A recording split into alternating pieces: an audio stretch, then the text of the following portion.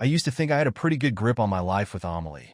We'd been together for years, long enough to settle into routines, share inside jokes, know each other's coffee preferences, and where we left the spare key. It wasn't exactly thrilling, but it was comfortable. Maybe we were stuck in a bit of a lull. But isn't that what happens when you're with someone for a while? At least, that's what I kept telling myself. Then, out of nowhere, she started acting different. And yeah, I know, that sounds cliche, but I swear it was like I woke up one day next to a stranger. She started seeing her cousin Zach more frequently, claiming it was all work-related. I didn't mind at first, honestly. I figured find their family, and if she has to help him out, so be it. But it was the way she'd bring him up, almost like she was justifying their time together a little too hard. It's work, she'd say over and over, as if I'd questioned it. I hadn't. Not at first, anyway. And that's when things started to get weird. Amelie grew distant, like there was a wall between us I couldn't reach over. She'd go out more, claim she had errands or appointments, and I'd find myself at home, feeling that slow, nagging pull in my gut telling me something was off. She'd brush me off with this clipped tone I'd never heard before, all sharp edges where there used to be softness. And believe me, I noticed the change in our intimacy. She'd turn away, say she was tired, or find some excuse. She wasn't exactly pretending, either. It felt real, the kind of rejection that bruises in a way you can't explain. But it wasn't just Amelie. I started picking up on strange vibes from her friend, Lucy. Lucy and Amelie had been inseparable since college. Normally, Lucy was pretty friendly, always stopping to chat whenever I ran into her. But now, she was avoiding me, dodging eye contact like I had something contagious. She'd find an excuse to leave if I even tried to talk to her. I felt like she knew something I wasn't supposed to find out. One night, we had dinner with Zach and his girlfriend, Ellie. I could tell right off the bat that Ellie wasn't the type to make a scene or stand up for herself. She was quiet, probably a bit too young and too timid for Zach, if you ask me. But here's the thing. During dinner, I caught this strange look between Amelie and Zach. It was subtle, but it was there, lingering a moment too long, just enough to feel like I'd stumbled into some silent exchange I wasn't supposed to see. Ellie noticed too, though she didn't say anything. But her eyes darted down every time Zach looked at Amelie, like she didn't want to admit she was seeing what she was seeing. I kept trying to shake it off, convincing myself I was overthinking, that maybe it was just a fluke. But doubts crept in like a slow poison, refusing to let me rest. I ended up talking to a coworker of mine, Mark, who'd been through a rough divorce a few years back after his wife had an affair. Mark wasn't the "I told you so" type, but he didn't hold back either. He listened, and then he told me to keep my eyes open. He reminded me that accusations without proof would only make things worse. But he didn't mince words about how these things often start small, just a few odd glances or seemingly innocent visits. By the time you realize it, he said, it's usually already too late. His words stuck with me, maybe a little too well. Days went by, each one worse than the last. Amelie's behavior only fueled my suspicions. Late nights, text messages she'd dismiss with a quick flip of her phone screen. I felt like I was going insane, watching my wife drift further away while she wrapped herself in secrets I wasn't allowed to touch. But no matter how hard I tried to ignore it, that nagging feeling kept coming back, telling me this wasn't just a phase or a bad week. The worst part? I started second-guessing everything. Every time she left the house or mentioned Zach, I'd wonder. I'd watch her, half expecting to catch some glimpse of guilt or shame in her eyes. Something that would confirm all the things I feared but couldn't bring myself to say out loud. And each time I looked, all I saw was her slipping further away, wrapped in layers of indifference that felt a lot like contempt. It ate away at me, like a worm in my brain, twisting and gnawing, leaving me sleepless and pissed off, wondering if my own wife was lying to my face every day. I started keeping mental notes, tiny details about her routines, her tone of voice, the way she responded whenever I mentioned Zach. My mind was a mess, caught between paranoia and denial, desperately hoping I was wrong. But the nagging feeling wouldn't let go, and deep down, part of me knew it was only the beginning. The more I tried to ignore it, the worse it got. It was like watching a slow train wreck. Only I was the one who couldn't look away. Amelie was no longer just distant. She was secretive. She started carrying her phone around everywhere, even if she was just grabbing a glass of water from the kitchen. If I tried to glance at the screen, she'd tilt it away, guarding it like it held the secrets of the universe. One night, she took her phone into the bathroom with her, and she was in there for what felt like forever. I could hear muffled whispers through the door, her voice soft but urgent, the kind of voice she used to use with me when we were first together. I don't know how long I sat outside, waiting for her to come out. When she finally did, she gave me this startled look, like she didn't expect to see me standing there. "Just checking emails," she said too quickly. I forced a nod, but the pit in my stomach told me it wasn't email she was checking. Things kept escalating from there.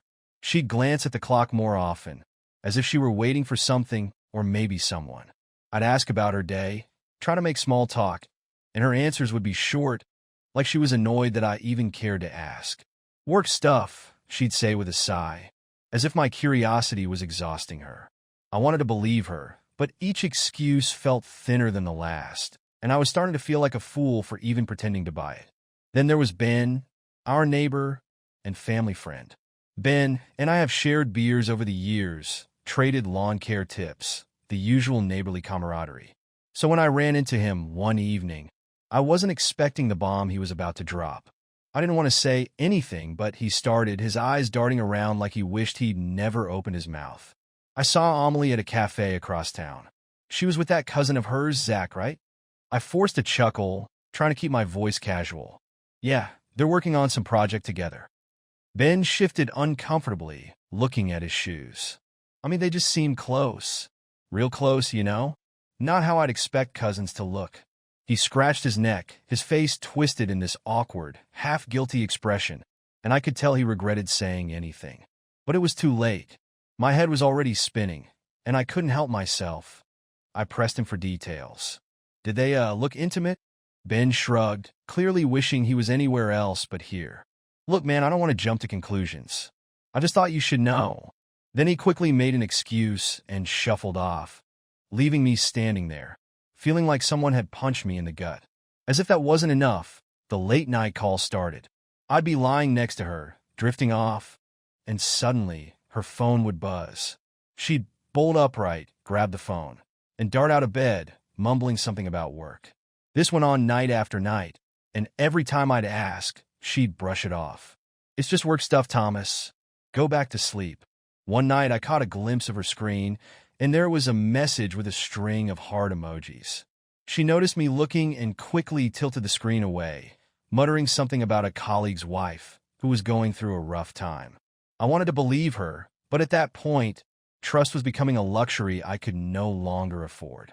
The tension between us was thick enough to cut with a knife, but I couldn't let it go. Not yet. I had to know what was really going on. That's when I thought of Ellie, Zach's girlfriend. She'd been in the background all this time, looking uncomfortable at dinners, barely saying a word. Maybe she felt the same way I did. It took a few tries, a few casual run-ins, but finally, I managed to talk to her one evening. We stood outside, the awkwardness between us almost unbearable. Ellie was hesitant, her eyes darting around like she was afraid someone would overhear. "I don't know, Thomas," she started, her voice barely above a whisper. "I don't think he's doing anything wrong. But Zach's been distant too, and he spends so much time with Amelie. I mean, I get it. They're working together," but she trailed off, looking down at her hands. She didn't say it outright, but the way she bit her lip told me everything I needed to know. She was losing him, and she didn't even know why. I thanked her, gave her some awkward pat on the shoulder, and walked away, feeling more confused and hurt than ever. Part of me hoped she'd confirm my worst fears, and another part of me wanted her to tell me I was overreacting, that it was all in my head. Instead, I was left with this sick feeling like I was spiraling deeper into a pit with no way out. At that point, I was barely sleeping. Every time her phone buzzed or she walked out of the room, my mind went wild. I'd lie awake, staring at the ceiling, trying to figure out when things had started to go so wrong. How had we ended up here? With me suspecting her, with her brushing me off like I was some unwanted guest in my own home. I was losing myself in the chaos, and I knew if I didn't find answers soon, it'd drive me to the brink. But I couldn't shake the image of her, hunched over her phone, smiling at messages she'd never shown me. I couldn't ignore Ben's words, the way he'd looked at me, pity in his eyes.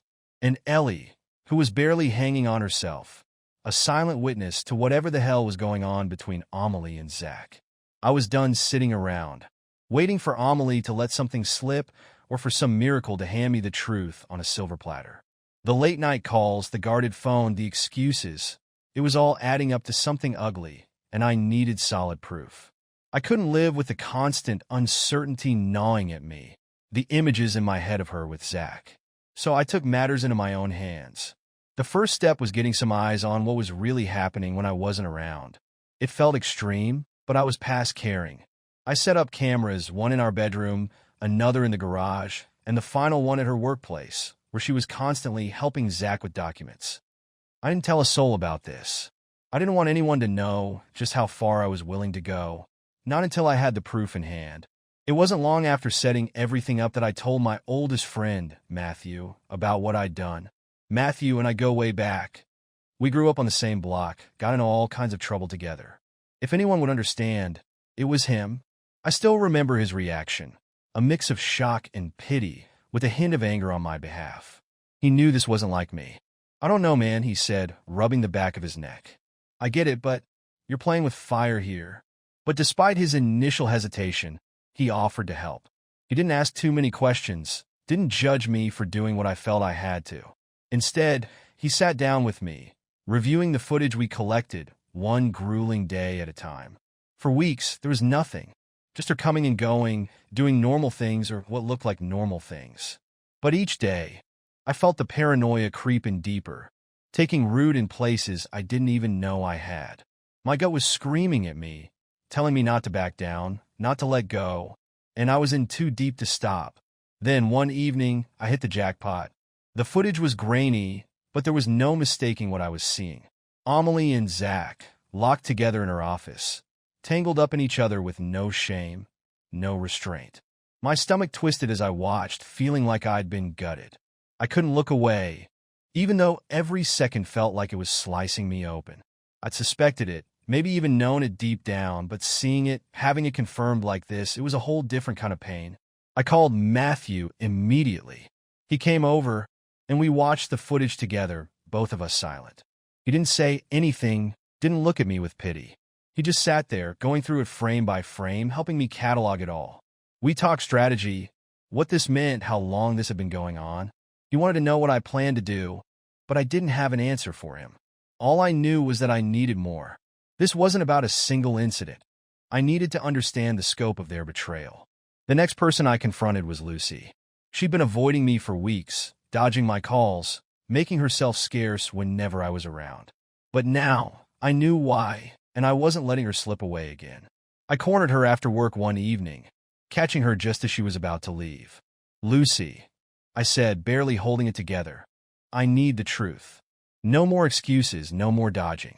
You owe me that much." She looked at me, her face pale, her eyes darting everywhere but at me. For a moment, I thought she'd deny everything, that she'd keep lying to my face.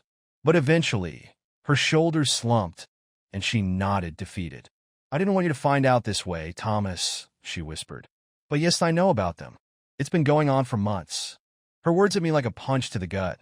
I couldn't even feel anger, just this deep, cold emptiness settling in my bones. "Why didn't you say anything?" I demanded, my voice barely more than a growl. Lucy looked away, guilt written all over her face. "Their family, Thomas. I didn't want to be the one to destroy everything." Her voice cracked, and for a moment I thought she might cry. "Please don't do anything drastic. Just think it over. Think it over," I repeated, laughing bitterly. "Think it over after what they've done?" She didn't answer, just turned and walked away, leaving me standing there, feeling more alone than ever. But as angry as I was, I knew I needed to keep a level head. I couldn't go off the rails, not yet. There was still more to uncover, and I wasn't about to back down now. I kept gathering evidence, documenting everything, letting the bitterness simmer just beneath the surface. The final straw came one weekend, during a chance encounter that would seal everything in place. I was out running errands when I spotted Ellie across the street, her face pale, her eyes wide with something close to shock. She was watching something transfixed, and I followed her gaze to see Zach and Amelie, hand in hand, laughing as if they didn't have a care in the world. Ellie stormed up to them, her face flushed with anger. "What the hell is this?" she demanded, her voice loud enough to draw the attention of everyone nearby. Zach tried to stammer out some excuse, but Amelie stayed silent, her expression unreadable. I watched from a distance as Ellie tore into Zach, shouting accusations, demanding answers. He looked like a deer caught in headlights, completely unprepared for the confrontation. And Amelie? She just stood there like none of it mattered. It was a scene straight out of a soap opera, but there was nothing entertaining about it. I could feel my own anger bubbling up, my fists clenched so tightly my knuckles turned white. It took everything I had to stay where I was, to watch without stepping in. But this wasn't my fight, not yet. By the time I got home that evening, I felt like I'd been through a war. I knew what I had to do, what was coming next. I was done with pretending, done with looking the other way. Amelie had shown her true colors, and I wasn't about to let her walk all over me without facing the consequences. And so, with Matthew's help, I started planning. It was one thing to know the truth, but it was another to feel it, to let it settle in, and then find yourself staring at all that betrayal, trying to figure out what to do with it. I'd spent days just reeling from everything I'd uncovered, every secret glance, every hidden message. But now, the shock was over. Now it was time to act. I wasn't going to be some sad guy, quietly licking his wounds while Amelie and Zach waltzed around without a care in the world. No, if they wanted to play dirty, I was going to show them just how nasty things could get. I knew this had to be big. Something they'd never forget. Something they'd regret for the rest of their lives. I wasn't about to let them walk away unscathed. So, I did what any man in my situation might. I got to work, planning, strategizing, making sure every little detail was lined up perfectly. Mark was a godsend during this time. He'd been through the same hell and came out the other side, so he knew exactly what I was feeling. When I told him my plan, he didn't hesitate. He was right there with me, offering ideas, adding fuel to the fire I was building. Together, we spent hours crafting the perfect message for social media, a post that would hit all the right buttons, mocking their betrayal, exposing every dirty detail we could get our hands on. It had to be public, humiliating, something that would stick in people's minds for a long time. Mark knew exactly what to say, every line dripping with just enough venom to make people sit up and pay attention. Then there was the video. That damn video. I went back through the footage I'd gathered, piecing it together, picking the most incriminating clips that would leave no doubt in anyone's mind. I wanted people to see the truth, to see what I'd seen. I knew it was brutal, and maybe even cruel, but at that point I didn't care. They'd crossed the line, and I was done showing mercy. Around this time, Ellie reached out to me. She'd been distant since that blow-up with Zach, probably dealing with her own hurt. But when she finally showed up at my door, I could see the pain in her eyes. She looked as broken as I felt. We sat down, shared a couple of drinks, and talked, really talked. I'd barely known her before all of this, just as the quiet girl hanging around Zach. But now, we had something in common, something raw and painful. She suspected I knew what was going on, and I didn't hold back. I told her everything, every bitter detail. It was a relief to finally say it all out loud, to let someone else carry a bit of the weight I'd been hauling around. Ellie listened, her face twisted with anger and hurt, and at one point, she reached over, her hand resting on mine, lingering a little longer than necessary. "You don't deserve this, Thomas," she whispered. There was something in her voice, a softness I hadn't heard in a long time. For a brief moment, I wondered if maybe this mess could turn into something better, that maybe we could find some comfort in each other. But that thought was fleeting. I had a job to finish first. The night I decided to go live with everything, I couldn't sleep. I spent hours going over the post, rereading it, fine-tuning the words until they were razor-sharp. My hands were shaking by the time I logged into the fake account I'd created, my fingers hovering over the keyboard as I uploaded the video. Every instinct was screaming at me to back down, to reconsider, but I pushed those thoughts away. I wasn't backing down now. I chose my moment carefully, timing it when I knew they'd both be oblivious, probably wrapped up in their own little world. And then, with one final, steady breath, I hit publish. The video went live, along with a scathing post calling out every lie, every deceitful act. I didn't hold back. I laid it all out there, from the late-night calls to the hidden messages, even that time they'd been spotted at the cafe. My words were harsh, angry, laced with all the hurt they'd left me to carry alone. I wanted people to know exactly what they'd done, wanted them to see the kind of people Amelie and Zach really were. And then I waited. I spent the rest of the night alone, sitting in the dark, my mind running wild with thoughts of what would come next. I thought about Amelie's face when she'd see it, the shock, the panic, the regret. I thought about Zach, how he'd scramble to defend himself, probably deny everything, maybe even try to turn things around on me. But I'd left no room for doubts. The proof was right there for anyone to see. As the hours ticked by, my phone started buzzing. Messages poured in, notifications lighting up my screen like a Christmas tree. Friends, acquaintances, people I hadn't heard from in years. They were all reaching out, shocked, horrified, some even congratulating me on exposing the truth. I didn't respond to most of them. I didn't want sympathy or praise. All I wanted was to see them suffer the way I'd suffered. Eventually, exhaustion took over, and I fell asleep, my mind finally quiet. But when I woke up the next morning, the fallout was already in full swing. The video had spread like wildfire, people talking about it, sharing it, condemning Amelie and Zach without a shred of mercy. I couldn't help but feel a sick sense of satisfaction, knowing that they were both feeling the full weight of their actions. The morning after everything went public, I woke up to a flood of messages and missed calls. The video, the post, the whole dirty truth, it had spread faster than I could have imagined. Friends, family, even co-workers were reaching out, some to offer their support, some just to gawk. My phone buzzed constantly, but I left it on silent, watching as my plan unraveled in real time.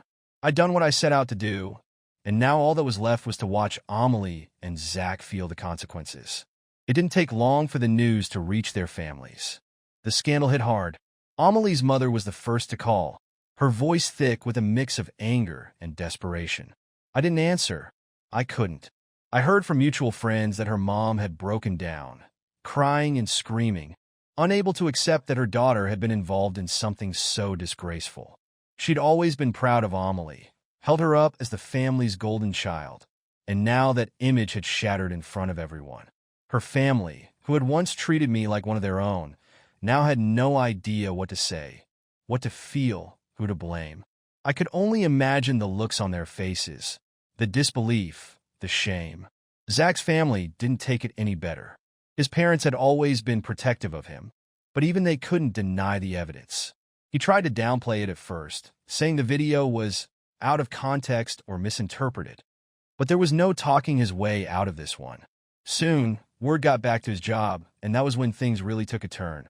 The company couldn't afford the bad press, not with a scandal that was being shared and commented on by just about everyone. By the end of the week, Zach was out of a job, fired.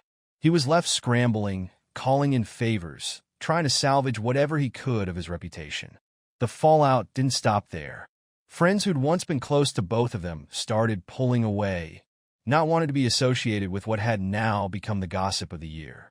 People they trusted, people who'd once celebrated their so-called close bond as cousins, were now looking at them with disgust.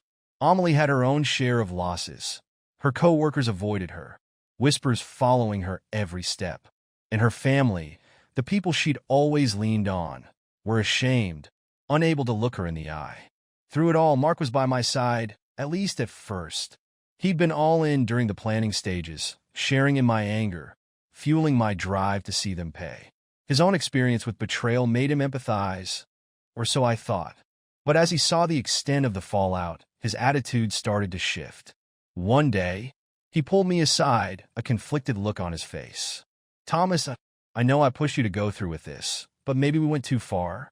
I just stared at him, barely able to believe my ears. "Too far? They did this, Mark. They did it to themselves."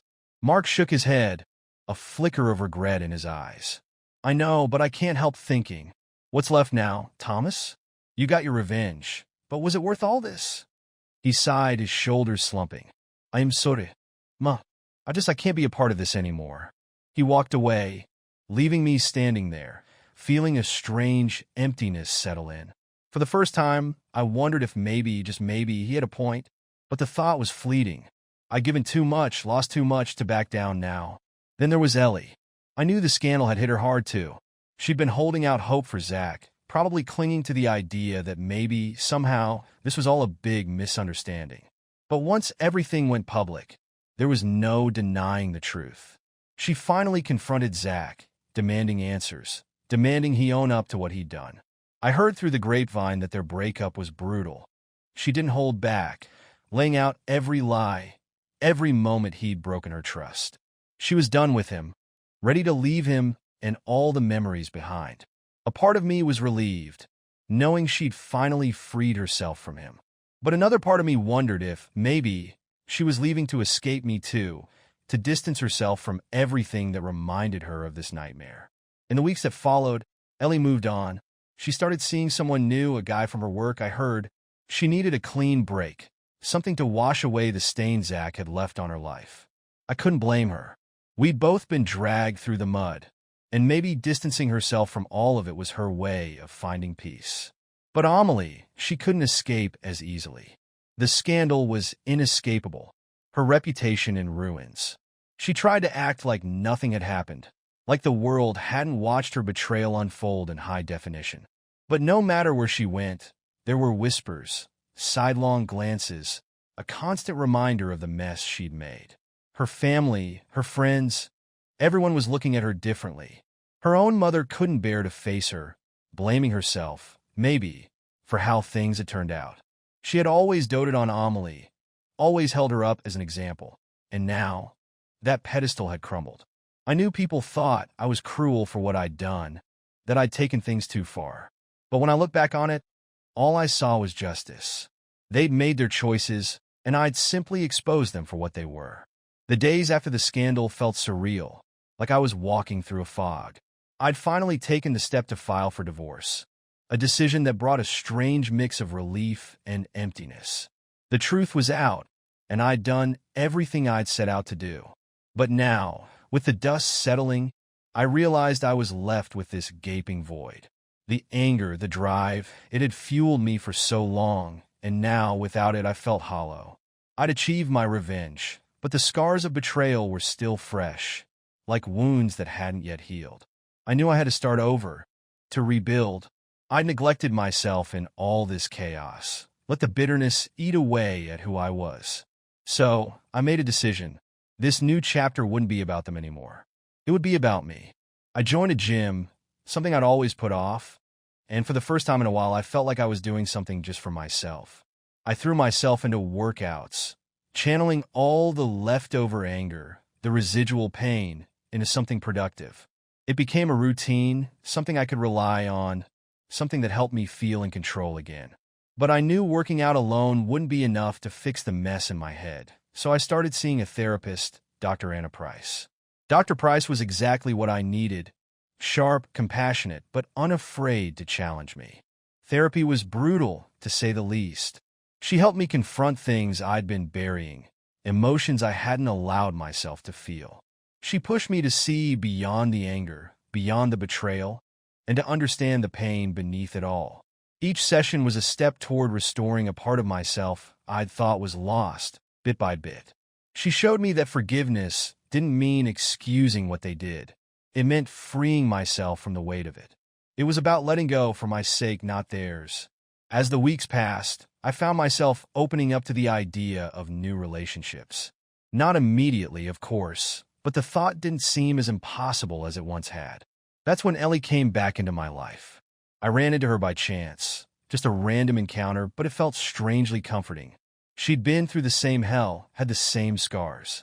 We started talking more, meeting up for coffee, sharing pieces of our lives. There was a kind of unspoken understanding between us, a mutual respect for the pain we'd both endured.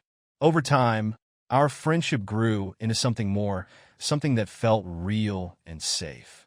It was slow, cautious, and that was exactly what I needed. Returning to social life was another hurdle. But with the support of friends, I started getting out there, attending events, meeting new people. Even Mark came back around, reaching out after some time. He distanced himself during the scandal, but when he saw I was moving forward, he reconnected. We go out together sometimes to clubs, restaurants, even just to grab a drink and catch up. It wasn't like old times, but it was close enough, and it helped me shift my focus. I was no longer the guy stuck in the past. I was moving forward, and it felt damn good. One of the most unexpected moments came when I ran into Lucy at a city event. She looked nervous, like she wasn't sure if she should approach me. But eventually, she walked over, and we had a long, honest conversation. She admitted that she'd known about Amelie's affair, but hadn't told me, fearing it would ruin our family. I could see the regret in her eyes, the guilt she'd been carrying. She asked for my forgiveness, and in that moment, I realized that holding on to resentment would only keep me trapped in the past. I forgave her, not for her sake, but for mine. It was time to let go. In the end, I rebuilt myself, piece by piece. I learned to let go of the anger, the resentment, the bitterness that had defined me for so long. My relationship with Ellie grew, slowly and steadily, offering me a new kind of happiness, one that wasn't tainted by the past. A few months later, we made the decision to leave the city, to start fresh somewhere else, away from all the memories that still haunted the streets, the buildings, the places where it had all gone wrong. Standing on the edge of this new beginning, I felt a strange sense of peace. I was leaving behind a city where so much had happened, where I'd faced my darkest moments. I was finally ready to move forward, to let the pain become a part of my past, rather than my present. And as I walked away, I knew I was stepping into a future with room for trust, for love, and most importantly for me.